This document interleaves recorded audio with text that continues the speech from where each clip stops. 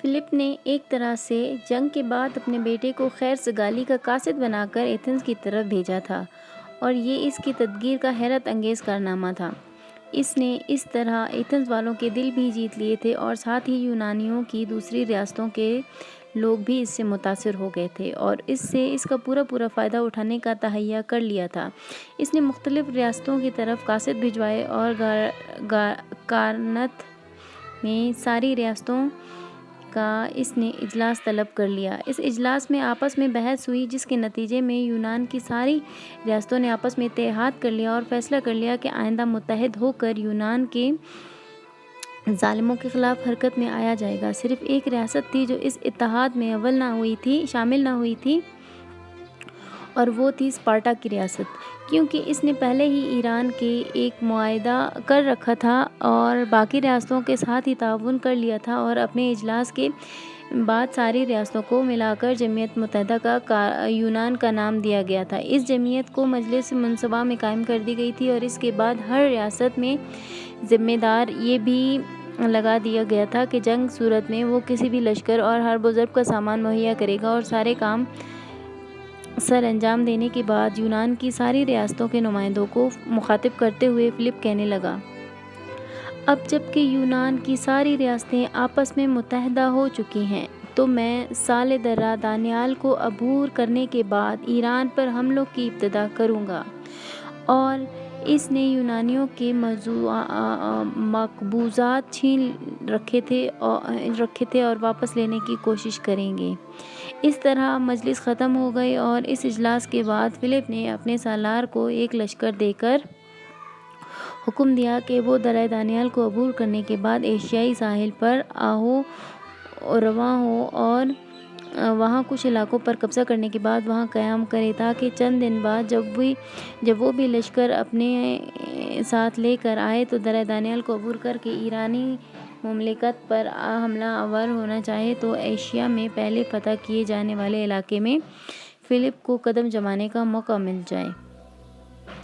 یونان کی ساری ریاستوں کو متحدہ کرنے اور اپنے سالار اور پارنیموں کو درہ دانیال کے اس پار بھیجنے کے بعد فلپ اپنے مرکزی شہر پیلا چلا گیا اور وہاں اپنی نئی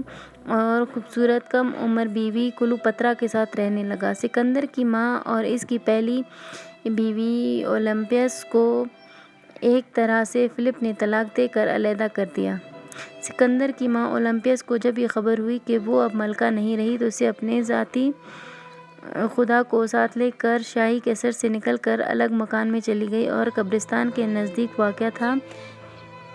ایسا کرنے سے اس کا مقصد یہ تھا کہ فلپ اور اس کی نئی بیوی سے اس کا سامنا اور ٹکراؤ نہ ہو۔ قبرستان والے مکان میں پہنچتے ہی اس نے اپنے تمام ریشمی لبادہ علیحدہ کر لیا اور ایک سادہ پوش لباس پہن لیا، اور قبرستان والے مکان میں بیٹھ کر اولمپیس ہر وقت اون کاٹتی رہتی اور اونٹ اور گھنٹوں اپنے چرخے کے سامنے چپ چاپ بیٹھی رہتی۔ جب وہ کسی کام کے سلسلے میں باہر نکلتی تو پردہ کر کے نکلتی، تاکہ کسی کی نظر جب اس پر پڑے تو اس کا چہرہ نہ دیکھ سکے۔ قصر سے نکل کر قبرستان کے اس مکان میں رہتے ہوئے اس نے اپنے بیٹے سکندر سے کبھی شکایت نہ کی، اور زیادہ سے زیادہ جو اس بات سے اس سے ایک جملہ دہراتے ہوئے وہ یوں کہہ دیتی کہ تقدیر جن لوگوں کو کامیابی کی سربلندیاں عطا کرتی ہے وہ نیچے بھی گرا دیتی ہے۔ اولمپیس اپنے دور کی سب سے حسین اور خوبصورت عورت تھی، اور اب قطر سے نکلنے کے بعد سکندر کے سوا اس کی رسد گاہ کوئی اور نہ تھی۔ اب اسے یہ خوف بھی کھائے جا رہا تھا کہ مقدونیہ کا حکمران فلپ اکثر شراب پی کر جو سختیاں کیا کرتا تھا، ان سے اپنے بیٹے اور سکندر کو محفوظ رکھنے کے لیے وہ کچھ بھی نہ کر سکتی۔ لیکن چرخے پر اون کاٹتے ہوئے وہ اکثر و بیشتر سکندر سے کہا کرتی تھی: تمہاری پیدائش سے پہلے میں نے ایک بڑے دیوتا کے سامنے حلف اٹھایا تھا کہ تمہاری حفاظت کا فرض کبھی فراموش نہیں کروں گی۔ دوسری طرف یونان کی مختلف ریاستوں کے خلاف کامیابی حاصل کرتے ہوئے مقدونیہ حکمران اور سکندر کے باپ فلپ کو بڑی شہرت ملی تھی۔ مقدونیہ کے مرکزی شہر پیلا کی رونق پہلے سے کئی گنا بڑھ گئی تھی، اور ہمسایہ ملک سے تاجر، خاص طور پر قرطانیہ کے تاجر جنگی سامان لے کر پیلا آنے لگے تھے، اور فلپ کی توجہ کا مرکز اب اس کی نئی نویلی اور خوبصورت بیوی کلوپترا بن چکی تھی۔ اس کے ساتھ ہی کلوپترا کے رشتہ دار بھی فلپ کے زیادہ قریب ہو گئے اور کلوپترا کے رشتہ داروں کا طرز عمل سکندر اور اس کی مانیس کے ساتھ بھی گستاخانہ ہو گیا تھا۔ سکندر کی ماں اولمپیاس بار بار سکندر کو سمجھاتی کہ ان لوگوں سے بچتے رہنا، اور ان دونوں چونکہ کلوپترا کے ہاں بچے کی پیدائش متوقع تھی، اس بنا پر اولمپیاس کو بھی فکر لاحق ہو گئی کہ فلپ کہیں اس کے بیٹے سکندر کی بجائے کلوپترا کے نئے پیدا ہونے والے بیٹے کو ہی تخت و تاج کا وارث نہ بنا دے۔ ایک روز بھری محفل میں مقدونیہ کا حکمران فلپ اپنی بیوی کلوپترا اور اس کے چچا آتانوس کے ساتھ بیٹھا شراب پی رہا تھا، اور آتانوس ایک عیار اور سازشی شخص تھا جو اس کی کوشش میں یہی تھی کہ سکندر کی بجائے اس کی بیٹی کلوپترا کا پیدا ہونے والا بیٹا ہی فلپ کے تخت پہ بیٹھے۔ اس دور میں اس روز اس نے ضرورت سے کچھ زیادہ ہی شراب پی لی تھی، لہٰذا شراب پینے سے بدمست ہونے کے بعد وہ یا گوئی پر اتر آیا تھا، اور دوسری طرف فلپ کی یہ حالت تھی کہ شراب کی بدمستی میں وہ کسی کو اندازہ نہ ہونے دیتا تھا کہ اس نے پی رکھی ہے۔ سکندر چونکہ شراب نہیں پیتا تھا، لہٰذا وہ جو ہی مجلس میں بیٹھا وہاں جمع ہونے والے لوگوں کے حرکات و سکنات کا جائزہ لیتا رہا، اور اس محفل میں کہتے ہی کلوپترا کے چچا آتانوس نے سکندر کو مخاطب کر کے کہا، میں نے سنا ہے تم شراب پینے سے اعتراض کرتے ہو، لیکن یہ تو سوچو کہ تم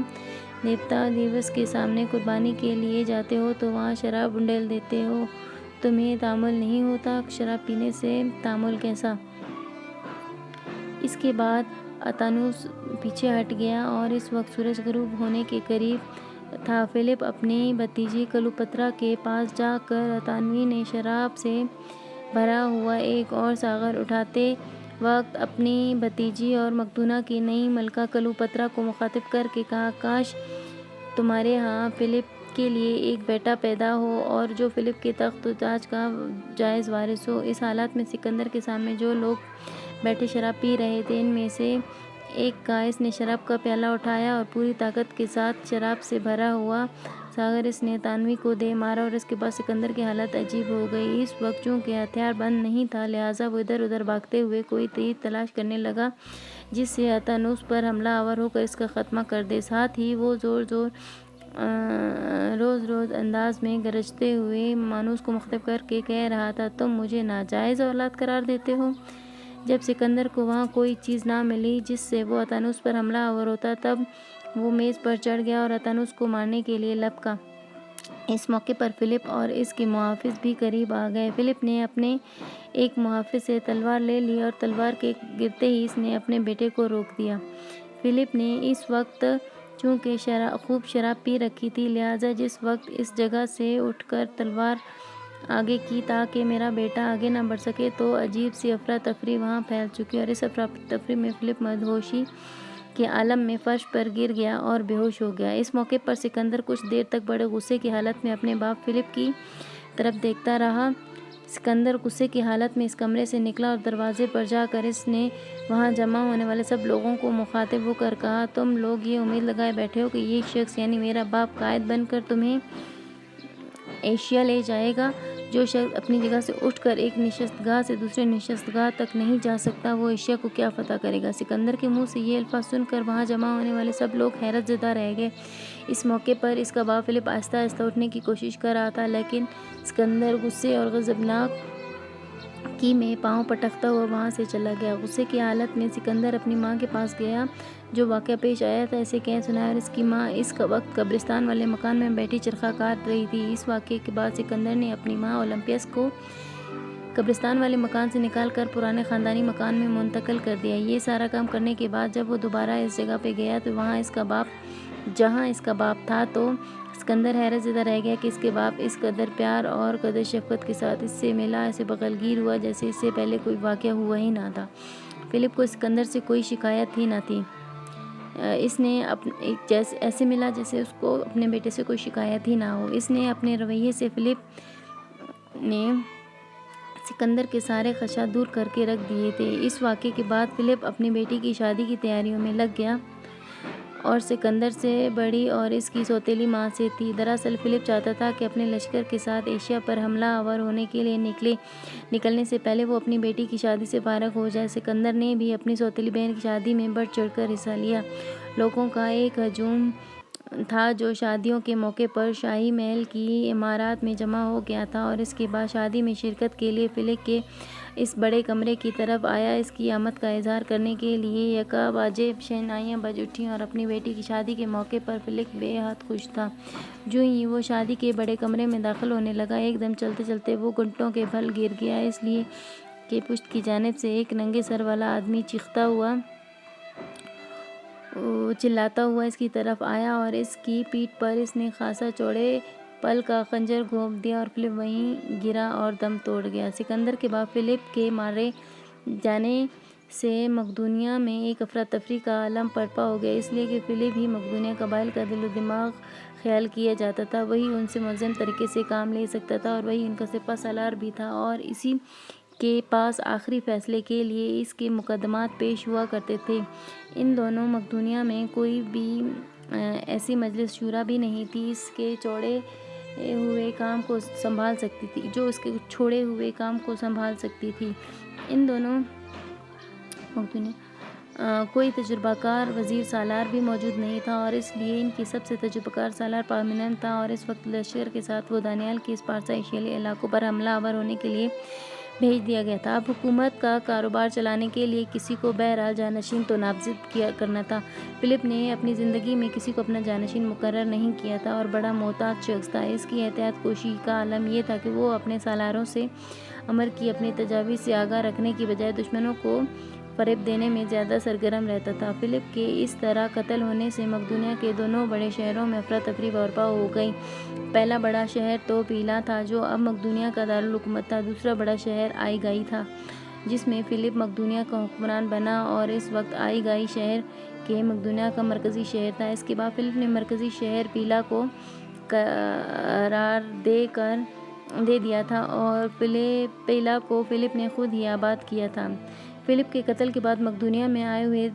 تجارتی کارواں آہستہ آہستہ مقدونیہ سے کھسکنے لگے اور بڑے بڑے تاجر اپنا سامان سمیٹ کر واپس جانے لگے۔ تاہم مقدونیہ میں اس وقت جو مقدونیہ دشمنوں کے جاسوس تھے وہ اپنے مرکزوں میں مقدونیہ کے حکمران فلپ کی موت کی خبر بھیجنے لگے تھے۔ فلپ کے قتل کے چند روز بعد مقدونیہ کے مرکزی شہر پیلا میں شاہی خاندان کے بڑے بڑے افراد جمع ہوئے۔ مختلف قبیلوں کے رئیس اور لشکریوں کے سپہ سالار بھی بلائے گئے۔ مقدونیہ میں پرانا قبائلی طریقہ یہ تھا کہ وہ سب لوگ باہم غور و مشورے سے واقعہ قتل کے مجرم کا مسئلہ طے کرتے تھے۔ جب فلپ کے قتل کا مسئلہ طے کرنے کے لیے سب لوگ جمع ہوئے تو جمع ہونے والے لوگوں نے مقدونیہ کے دو اہم اشخاص اینٹی پیٹر اور اینٹی کنسل کو اس مجلس میں صدارت کے فرائض سونپے۔ مجلس نے جب تحقیق کی تو پتہ چلا کہ ایک شخص جس کا نام باسلیدس تھا وہ مقدونیہ کا رہنے والا تھا اور اس نے فلپ کو قتل کیا تھا، لیکن قاتل کے زندہ نہ ہونے کی وجہ سے تحقیق کو آگے نہ بڑھایا جا سکتا تھا، اس لیے کہ قاتل جس وقت فلپ پر حملہ آور ہوا تھا آس پاس کھڑے لوگ فوراً اس پر حملہ آور ہوئے اور اس کا خاتمہ کر دیا۔ جب قتل کی تحقیقات کو آگے بڑھایا گیا تو پتہ چلا کہ فلپ کی نئی ملکہ کلیوپاترا کے چاچا اتانوس کے آدمیوں نے قاتل کی سخت بے عزتی کی تھی اور اسے ایذا پہنچائی تھی اور اتانوسوی کو بغیر کسی وجہ سے چونکہ قاتل کی اذیت کا نشانہ بنایا گیا تھا، لہذا تحقیقات کے بعد یہ بات سامنے آئی کہ قاتل نے اتانوس کے خلاف ایک عرضداشت فلپ کے سامنے پیش کی تھی، لیکن فلپ نے اس کی درخواست ٹھکرا دی تھی۔ فلپ کی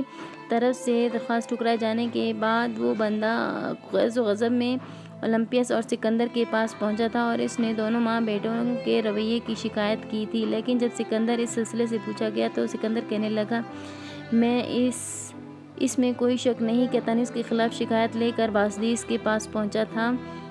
میں نے اس سے صرف یہ کہہ دیا تھا کہ میرے اس جھگڑے سے کوئی تعلق نہیں ہے، لہٰذا میرے پاس سے چلا جائے۔ اس موقع پر لوگوں نے اس بات کا بھی شک ظاہر کیا تھا کہ ٹھیک اتانوس کے قاتل سے سخت رویہ رکھا تھا اور اس نے اس کے ناقابل برداشت رویے کی شکایت فلپ سے کی تھی، لیکن انہوں نے اس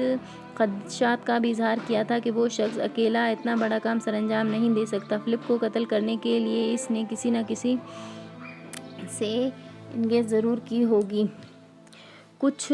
لوگ یہ بھی شک کرنے لگے کہ کلوپترا کے ہاں چونکہ بچے کی پیدائش متوقع تھی، لہٰذا سکندر کی ماں اولمپیس اور سکندر دونوں کو یہ خدشہ بھی عمق ہو سکتا تھا کہ کہیں فلپ اور اتھلیس دونوں مل کر سکندر کی بجائے کلوپترا کے پیدا ہونے والے بچے کو تخت اور تاج کا وارث نہ قرار دے دیں، لہٰذا ان دونوں ماں بیٹوں نے قاتل کو انگیز دی ہوگی کہ وہ فلپ کا خاتمہ کر دے، لیکن اکثر لوگوں نے اس خدشے کو قبول کرنے سے انکار کر دیا تھا۔ کلوپترا کا چچا اتھانوس سکندر کی مخالفت کرنے میں پیش تھا اور وہ اپنے چند ساتھیوں کو ملا کر فلپ کا قاتل سکندر کو قرار دے رہا تھا۔ آخر جو کونسل اس بات کا فیصلہ کرنے کے لیے بیٹھی تھی وہ اس نتیجے پر پہنچی کہ دراصل فلپ کا قاتل فلپ کے خلاف نہیں تھا، چونکہ کلوپترا کے چچا اتھالوس نے اس پر ظلم ڈھائے تھے اور فلپ نے بھی یہی انصاف نہ کیا تھا، تو حقیقت میں شادی کے اس موقع پر قاتل کو اپنے خنجر کا نشانہ اتھالوس کو بنانا چاہتا تھا، لیکن اتھالوس بچ گیا اور فلپ اس کے خنجر کا نشانہ بن گیا۔ جب مقدونیہ کے قبائل کونسل سے اسی قتل کے مسئلے کا یہ فیصلہ دیا تو اب مقدونیہ کے لیے حکمران کی نامزدگی کا مسئلہ سامنے آیا۔ اکثر لوگ کہنے لگے کہ فلپ کی وفات کے بعد کسی نہ کسی کو حکمران بنا دیا گیا تو نتیجہ یہ نکلے گا کہ بڑے بڑے قبائلی دوسرے سے الگ ہو جائیں گے اور اپنی پہاڑی امجوں میں جا بیٹھیں گے اور مقدونیہ کے قبائل کا شیراز بکھر جائے گا۔ اس موقع پر لوگ مختلف رائے دینے لگے اور زیادہ تر لوگ اس حق میں تھے کہ فلپ کے بعد اس کے بیٹے سکندر کو ہی مقدونیہ کا حکمران بنا دیا جائے، لیکن کچھ لوگ اس فیصلے کے خلاف اعتراض میں بھی کھڑے ہو رہے تھے۔ اعتراض کرنے والوں میں اتھالوس پیش تھا اور ان اعتراض کرنے والوں کا پہلا اعتراض یہ تھا کہ سکندر کیلوتوس کا بیٹا ہی نہیں ہے۔ کہنے والے ان لوگوں کا یہ کہنا تھا کہ جس دن فلپ کی شادی سکندر کی ماں سے اولمپس سے ہوئی تھی، ایک روز غیر معلوم ہستی نے ساتلوس کی جان کی اولمپس کے بطن سے بچے کا نقش سر مقسم کیا تھا اور اس کا کہنا تھا کہ رات سانپ کی خوابگاہ سے باہر نکلا تھا۔ کچھ لوگوں کا کہنا تھا کہ سکندر فلپ کا نہیں بلکہ دیوتاؤں کا بیٹا ہے اور دوسرے گروہ کا کہنا تھا کہ اگر سانپ اولمپس کی خوابگاہ سے نکلا تھا تو پھر فلپ بڑی عجیب قوتوں کا مالک تھا، اس نے خود ہی سانپ کی شکل اختیار کر لی ہوگی۔ اعتراض کرنے والوں کا دوسرا اعتراض یہ تھا کہ سکندر طبیعتاً شرمیلا ہے اور ہر وقت اپنے خیالات میں گم رہتا ہے، وہ جو شخص بھی سامنے آ جاتا ہے اس پر بھروسہ کر لیتا ہے۔ اس کا کہنا تھا کہ اب تک سکندر خیالات کی دنیا میں سفر کرتا رہا ہے، وہ خیالی پلاؤ پکانے کا بہت شوقین ہے، تو ایسی دنیا کی تلاش میں تھا جس میں افق کے پرے شہر آباد ہوں، پھر پہاڑوں کے اونچے سلسلے قائم ہوں جن میں مہربان دیوتا رہتے ہوں۔ ان لوگوں کا کہنا تھا کہ اس خیال دنیا میں سکندر اپنے استاد محترم ارسطو کے نقش قدم پر چلتا رہا ہے اور چاہتا ہے کہ انسانی ارتقاء کے مطالعے اور ایسی منزلیں طے کرتا ہوا چلا جائے جہاں پہلے کسی کا قدم نہ پہنچا ہو۔ جانشین کا مسئلہ طے کرنے میں تاخیر ہونے لگی تھی، تب لشکر کے سپہ سالار بھڑک اٹھے اور مطالبہ کرنے لگے کہ اس معاملے کا فی الفور فیصلہ ہونا چاہیے تاکہ لوگ اس فیصلے کے پابند ہو جائیں اور مقدونیہ کے اتحاد اور یکجہتی میں شیرازہ نہ بکھرے۔ لشکر کے تقریباً سارے ہی سالار اس حق میں تھے کہ ہر ایک کو فراموش کر کے سکندر کو اس کے باپ کی طرح باپ فلپ کا جانشین بنایا جائے۔ لشکریوں کے اس فیصلے کے سامنے مقدونیہ کے دو بڑے سردار اینٹی پیٹر اور اینٹیگوسٹ بھی جھک گئے اور بذات خود سکندر کے حق میں تھے۔ جب انہوں نے دیکھا کہ لشکر کے سارے سالار ہی سکندر کے حق میں ہیں تو انہوں نے سکندر کے حق میں فیصلہ دے دیا اور کہا کہ اس کا جانشین اس کا بیٹا سکندر ہی ہوگا۔ یہ فیصلہ کرنے کے بعد اینٹی پیٹر اور اینٹیگونس دونوں لشکر کے چند دیگر سرداروں کے ساتھ سکندر کی طرف گئے اور وہاں انہوں نے اپنی مطالعہ گاہ میں بیٹھ کر مطالعے میں مصروف تھا اور ان سب کو دیکھتے ہی اس نے مطالعہ ترک کیا اور اس کی بہترین استقبال کیا تو انہیں اپنے قریب بیٹھنے کا کہا۔ ان میں سے کوئی بھی بیٹھا نہیں، سکندر کی تعظیم کی خاطر کھڑے رہے اور جو فیصلہ ہوا تھا اس سے سکندر کو آگاہ کیا۔ انہوں نے سکندر پر یہ بھی انکشاف کیا کہ گو اس کے باپ فلپ نے مرنے سے پہلے کسی کو اپنا جانشین نامزد نہیں کیا تھا، لیکن لشکر کے سارے ہی سالار اس حق میں ہیں کہ فلپ کے بعد سکندر ہی ذمہ داری کو نبھا سکتا ہے اور عہدے کا ہی حقدار ہے، لہٰذا سکندر کی جانشینی کا اعلان کر دیا گیا اور اس طرح فلپ کے بعد مقدمے کا بادشاہ سکندر سوئم ہوا اور بعد میں سکندر اعظم کے نام سے مشہور ہو گیا۔ انہی دنوں مقدونیہ کا بہترین سالار پارمینو میں ایشیا سے بھی لوٹ آیا اور اس کے لیے اسے سکندر کے باپ کو فلپ کے قتل کرنے کی اطلاع بھی مل گئی۔ پارمینو کو فلپ نے دانیال کی اس ایشیا پر حملہ آور ہونے کے لیے روانہ کیا تھا اور وہاں اس نے کچھ کامیابیاں بھی حاصل کی تھی۔ جس وقت وہ ایشیائے یونان میں داخل ہوا، اس وقت تک مقدونیہ کے دو بڑے سالاروں اور اینٹی پیٹر اور اینٹی گونس نے دوسرے سالاروں سے مشورہ کرنے کے بعد سکندر کی جانشینی کا اعلان کر دیا اور اسے مقدونیہ کا بادشاہ تسلیم کر لیا اور پارلیمو واپس آیا تو اس نے بھی اس فیصلے کو سراہا۔ اب مقدمہ مقدونیہ کے تین بڑے سالار ایک طرح سے سکندر کے حق میں تھے۔ ان تینوں سے متعلق مورخین لکھتے ہیں کہ جہاں تک اینٹیگونس کا تعلق ہے تو وہ ایک طرح کا سرکش اور حریص شخص تھا۔ اینٹی پیٹر وفاداری کا پیکر تھا اور احکام کی تکمیل کے سوا کسی سے سروکار نہ رکھتا تھا۔ پارمینو کی غیر معمولی صلاحیتوں کی وجہ سے ان دونوں کے درمیان پل اور استحکام کی کڑی کام دے سکتا تھا۔ فلپ کے مرنے کے بعد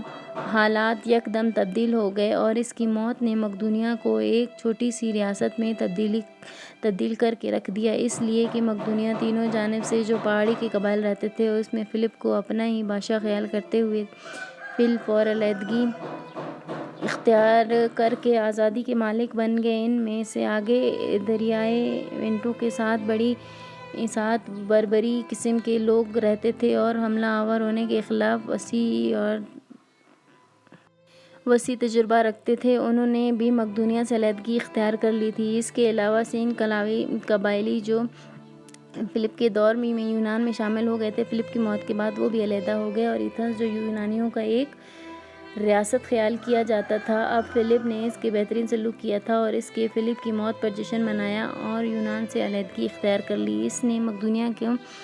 مقدونیہ ایک طرح سے سمٹ کر رہ گیا۔ دوسری طرف لشکر کی حالت بھی بری تھی۔ پہلے مقدونیہ کے پاس بہت بڑا لشکر تھا، لیکن اب جن ریاستوں اور جن قبائل نے مقدونیہ سے علیحدگی آزادی اختیار کر لی تھی، ان کے جو لشکر فلپ کے لشکر میں شامل تھے اور وہ بھی اپنے علاقوں کی طرف بھاگ گئے۔ اس طرح جہاں مقدونیہ کی سرزمین سمٹی، وہاں اس کے لشکر بھی کافی حد تک کم ہو گئے۔ مقدونیہ کا بادشاہ بننے کے بعد سکندر نے جب خزانے کا جائزہ لیا تو اس میں کچھ بھی نہ تھا، اس لیے اس نے اپنے خزانے ہی کو بھرنے کے لیے موت سے پہلے فلپ کا اعلان کیا تھا کہ ایشیا پر حملہ آور ہوگا، اور دراصل فلپ کی امیدوں کا انحصار اس پر تھا کہ ایشیائی ساحل کے ذخیرہ اور دولت مند علاقوں پر وہ حملہ آور ہو کر بے انداز دولت حاصل کرے گا اور اپنے خزانے کو بھر دے گا، اور ایک طرح سے یہ ایک طرح سے جوا تھا جو فلپ کھیلنا چاہتا تھا۔ اب مقدونیہ کے خزانوں کی یہ حالت تھی کہ خزانوں میں لشکریوں کو دینے کے لیے 2 مہینے سے زیادہ کے اخراجات نہ تھے۔ اس سلسلے میں سکندر اور دوسرے سالاروں نے جب سکندر کے استاد ارسطو سے مشورہ کیا تو ارسطو نے سکندر کے علاوہ اپنے سپہ سالار کو بھی یہی مشورہ دیا کہ جو قوتیں اور جو ریاستیں قبائلی علیحدگی کا اعلان کر چکی ہیں، ان پر حملہ آور ہو کر ان کی طاقت بحال کرنا چاہیے۔ ارسطو کا یہ فیصلہ سن کر سکندر نے اپنے لشکر کو منظم کیا اور غیر موجودگی میں مقدونیہ کا نظام چلانے کے لیے اس نے اپنے مرکزی شہر پیلا میں اپنے سالار اینٹی کو چھوڑ کر خود لشکر لے کر باقی قوتوں پر حملہ آور ہونے کے لیے نکلا۔ سکندر سب سے پہلے بربروں، ویتھنز اور آس پاس کے دیگر قبائلوں پر حملہ آور ہوا اور ان سب کو پہلے کی طرح متی اور فرمان بردار بنایا۔ اس کے بعد اس نے یونان کی اہم ریاست کی تحصیل کا رخ کیا۔ تحصیل والوں نے پاس کافی بڑا لشکر تھا اور اس کے 2 حصے تھے، ایک تھیس کے قلعے میں تھا اور دوسرا شہر کے اندر۔ بہرحال سکندر اپنے لشکر کے ساتھ ان کی طرف بڑھا۔ تھیس والوں کو جب خبر ہوئی کہ سکندر ان پر حملہ آور ہونے کے لیے پیش قدمی کر رہا ہے تو جو لشکر شہر میں تھا اس نے باہر نکل کر مقابلہ کرنا چاہا، لیکن سکندر اور اس کے سالار اور اس کے لشکری بڑے ہولناک انداز میں ان پر ٹوٹ پڑے اور نیز لمبے نیزے والے مقدونی لشکر بے لوگ سیلاب کی طرح ان کے گھٹنے ٹیکنے پر مجبور کر دیا۔ سکندر کے تیز حملوں کے سامنے تھے پس والے جب پیچھے شہر میں داخل ہوئے تو ان کے پیچھے سکندر کے لشکر بھی شہر میں داخل ہو گیا۔ اب شہر کے اندر لشکری اور شہر کے لوگ عجیب افراتفری کے عالم میں ادھر ادھر بھاگ رہے تھے۔ خانہ بجانہ جنگ شروع ہوئی تھی اور لشکریوں کی طرح قتل عام شروع ہوا تھا کہ ان کے لیے مقدونیوں کا پیش قدم روکنا مشکل ہے۔ عین اسی وقت اس والوں کا جو لشکر اس وقت قلعے میں محصور تھا وہ بھی باہر نکلا اور سکندر کے لشکر پر حملہ آور ہوا، مگر ان کی بھی کوئی پیش نہ چلی اور وہ بھی سکندر اعظم کے سامنے گھٹنے ٹیکنے پہ مجبور کر دیا۔ کافی دیر تک تیز کے لشکریوں کا قتل عام ہوا۔ شہر کے اندر چاروں طرف لاشیں ہی لاشیں بکھری اور دکھائی دینے لگیں، اور اس کے بعد جب رات آئی تو اس وقت تیز کے شہر نذر آتش کر دیا گیا اور لوگوں کو دن اور رات میں سورج طلوع ہوا تو وقت کی آنکھ نے یہ دیکھا کہ جو ایک شہر آباد تھا کھنڈر میں تبدیل ہو چکا تھا اور ہزاروں لاشوں کو شہر سے باہر نکالا گیا۔ اس وقت سکندر شہر سے باہر ایک باغ میں محافظ دستے کے ساتھ بیٹھ گیا تھا اور شہر کے گرفتار کیے جانے والے قیدی اس کے سامنے پیش کیے جا رہے تھے، جبکہ سکندر کے بہت سے لشکری بھی کھنڈر کے اندر نقدی اور جواہرات کی تلاش میں سرگرداں تھے۔ سکندر کے پاس تھیپس شہر سے جو قیدی باغ میں لائے گئے تھے اور ایک عورت پر الزام لگایا گیا تھا کہ اس نے سکندر کے ایک لشکر کو موت سے گھاٹ اتارا تھا، وہ عورت بے حد خوبصورت تھی اور اس کے ساتھ قیدیوں نے وہ سب سے زیادہ مطمئن اور بے فکر نظر آتی تھی، ورنہ دوسرے یورپیوں کی حالت بہت بری تھی اور اس کے چہرے اترے ہوئے تھے۔ سکندر نے اس عورت سے مخاطب ہو کر پوچھا، تم پر الزام ہے کہ تم نے ہمارے ایک لشکری کو موت کے گھاٹ اتارا ہے، کیا یہ بات درست ہے؟ تو عورت نے اس موقع پر بڑی جرأت مندی کا اظہار کرتے ہوئے سکندر کو مخاطب کر کے جواب دیا، یہ ایک حقیقت ہے، میں نے اس سے انکار نہیں کرتی۔ تمہارے لشکر کا ایک سالار جو تھیس کا ایک بربری تھا اور میرے گھر میں گھس آیا، اس نے میری بے حرمتی کی اور پھر میرے گھر میں اس تلاش میں لگ گیا کہ شاید اس نے کہیں ہیرے اور جواہرات اور نقدی چھپا رکھی ہو۔ اس سلسلے میں جب مجھ سے رقم کا مطالبہ کیا تو میں نے اس سے کہا، میری نقدی میرے جواہرات باغ کے کنویں میں محفوظ ہیں۔ میں اس جواب پر بے حد خوش ہوا، وہ اس جواب پر بے حد خوش ہوا اور مجھے ساتھ لے کر کنویں پہ پہنچا تو میں نے موقع پا کر اسے دھکا دے کر کنویں میں گرا دیا۔ جب تک اس کے ساتھی لشکری اس کی مدد کو پہنچتے میں نے پتھر مار مار کر اسے کنویں میں ہلاک کر دیا۔ مورخین لکھتے ہیں کہ سکندر اس عورت کی جرأت مندی اور سچائی سے بڑا متاثر ہوا اور بڑی ہمدردی سے اس کی طرف دیکھتے ہوئے پوچھا، تم کون ہو؟ تو عورت بڑی جرأت مندی سے اظہار کرتے ہوئے کہنے لگی، تم نے میرے بھائی کا نام سن رکھا ہوگا، اس کا نام تھیاینیس تھا اور میں اس کی بہن ہوں، اور وہ کائرونیا کے میدان میں تمہارے لشکر کے مخالف لشکریوں کی رواداری کر رہا ہے اور تم لوگوں کا مقابلہ کرتے ہوئے میرے بھائی نے اسی میدان میں جان دے دی تھی۔ سکندر اس عورت کی طرف گھورے جا رہا تھا جبکہ وہ عورت اپنا بیان دے کر سزا سننے کے لیے چپ چاپ کھڑی تھی۔ کچھ دیر بعد سکندر خاموش رہا اور پھر اس نے عورت کے متعلق فیصلہ دیتے ہوئے کہا کہ اس عورت کو رہا کر دیا جائے اور اس کے بچوں کے ساتھ اس کو محفوظ مقام پر پہنچا دیا جائے۔ اس طرح اپنے باپ کے مرنے کے بعد سکندر نے جب مقدونیہ کے حکمران کی حیثیت سے اپنے سفر کی ابتدا کی تو وہ 20 سال کا ہو چکا تھا اور 1 سال کے اندر اس نے مقدونیہ کی کایا پلٹ دی تھی۔ مطالعے میں غرق رہنے والا تنہائی پسند انسان سکندر اب صاحب عزم بن گیا تھا اور اپنے سالار کے ہر مشورے کو اندھا دھند صحیح نہ سمجھتا تھا۔ خیرات اور ہجوم سے بے تکلف گھس جاتا اور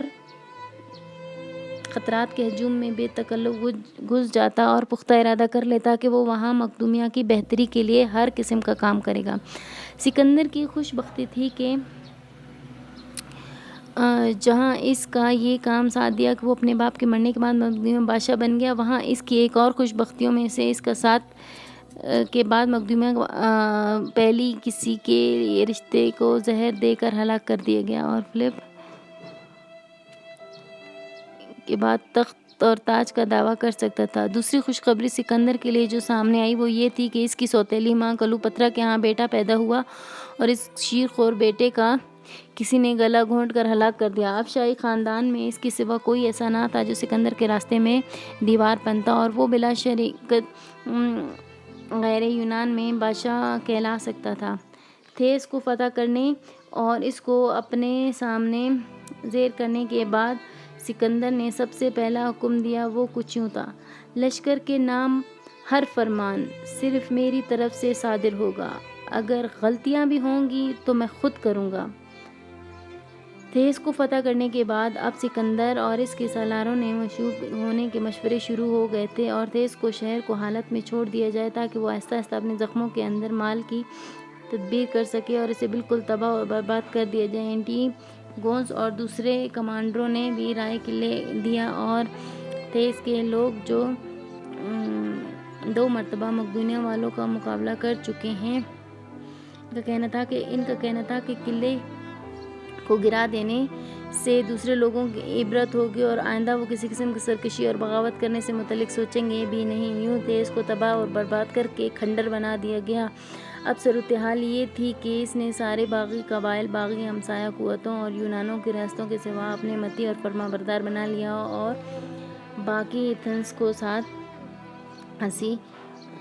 چلے گئے۔ ایتھنز بڑے مطلون مزاج کے تھا، حالانکہ اس سے پہلے وہ سکندر کے فلپ کو اپنا سربراہ اور سپہ سالار مان چکے تھے، وہ اور اپنی ریاست کو جمعیت متحدہ ایران میں بھی شامل کر چکے تھے، لیکن اس کی مطلون مزاجی کا یہ عالم تھا کہ جس وقت فلپ قتل ہوا، ایتھنز کے لوگوں نے اس کے قتل پر خوشی کے جشن منائے۔ جب ایتھنز والوں کو یہ خبر پہنچنا شروع ہوئی کہ فلپ کے بیٹے سکندر نے بادشاہی کا تاج پہنا ہوا ہے تو کامیابی حاصل کرنا شروع کر دی ہیں اور سارے باغیوں کو اپنے فرمانبردار بنا لیا ہے، تو بڑے بڑے سرکش قبائلیوں کو اپنے سامنے جھکنے پر مجبور کر دیا ہے۔ سکندر نے اس تیزی سے اور سرعت کے ساتھ پیش قدمی کرتے ہوئے تھیس پر حملہ کیا تھا کہ تھیس والوں کو سمجھنے کا موقع ہی نہ ملا تھا۔ یہ ساری صورتحال ایتھنز والوں کے لیے بڑی حوصلہ شکن تھی۔ اب وہ ان خدشات کا بھی اظہار کر رہے تھے کہ سکندر مختلف ریاستوں کو اپنا متی کا فارغ ہو چکا ہے، یقیناً وہ ایتھنز کا رخ کرے گا۔ انہیں یہ بھی خدشہ تھا کہ کہیں تمہیں ایتھنز کی طرح حملہ آور ہو کر سکندر اسے کھنڈرات میں نہ تبدیل کر دے۔ اس صورت میں کوئی سامنے رکھتے ہوئے ایتھنز والوں نے کچھ نمائندے سکندر کی طرف بھجوائے اور ان سے یہ التجا کی کہ جس طرح اس کے باپ فلپ کے دور میں گارنتھ کے مقام پر یونان کی ساری ریاستیں اور قبائل ایک اجلاس طلب کیا تھا، اس اجلاس میں فلپ کو پورے یونان کا سالار اعلیٰ اور حاکم مقرر کر دیا گیا تھا، ویسی ہی کانفرنس پھر گارنتھ میں طلب کی جائے اور سکندر نے ایتھنز والوں کو اس تجویز پر اتفاق کیا، لہٰذا فلپ ہی دور کی طرح گارنتھ میں پھر اسپارٹا کے علاوہ یونانی ریاستوں کا اجلاس طلب کیا گیا۔ اس اجلاس میں ایک بار پھر جمعیت متحدہ یونان وجود میں آئی اور سکندر کو ساری ریاستوں کا سربراہ اور سپہ سالار اعلیٰ تسلیم کر لیا گیا۔ اس طرح اپنے باپ فلپ کے مرنے کے بعد سکندر نے نہ صرف یونان کو بلکہ اپنے باپ کی نسبت بھی اس نے زیادہ طاقتور قوت پکڑ لی تھی۔ یونان سارے حالات کو اپنے حق میں کرنے کے بعد سکندر اب بڑی تیزی سے ایشیا پر حملہ آور ہونے کے لیے تیاریاں کرنے لگا تھا۔